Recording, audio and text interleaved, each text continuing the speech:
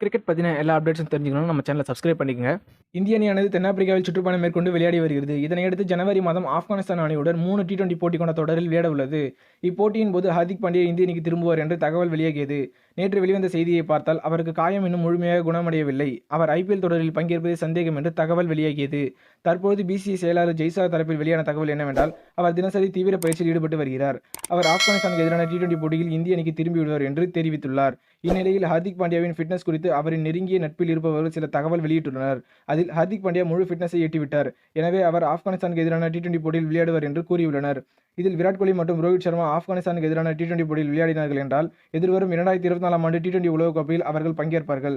ஒருவேளை ஆப்கானிஸ்தானுக்கு எதிரான தொடருக்கு பிறகு மிக நீண்ட தொடரான இங்கிலாந்து அணியுடன் 5 டெஸ்ட் கொண்ட தொடர் வருவதால் இவர்கள் ஆப்கானிஸ்தானுக்கு எதிரான T20 போட்டியில் விளையாடவில்லை என்றாலும் ஒன்றுமில்லை. ஏற்கனவே சூரியகுமார் யாதவ் தென்னாப்பிரிக்காவுக்கு எதிரான 3வது T20 போட்டியில் காயமடைந்தார். எனவே அவர் ஆப்கானிஸ்தானுக்கு எதிரான T20 போட்டியில் களமிறங்க வாய்ப்பில்லை. ஒருவேளை ஹார்திக் பாண்டியாவும் ஃபிட்னஸை முழுமையாக எட்டவில்லை என்றால் ரோஹித் சர்மா மீண்டும் T20 போட்டிக்கு திரும்பினால் அவர் இந்திய அணியின் கேப்டனாக வழிநடத்த வாய்ப்புள்ளது.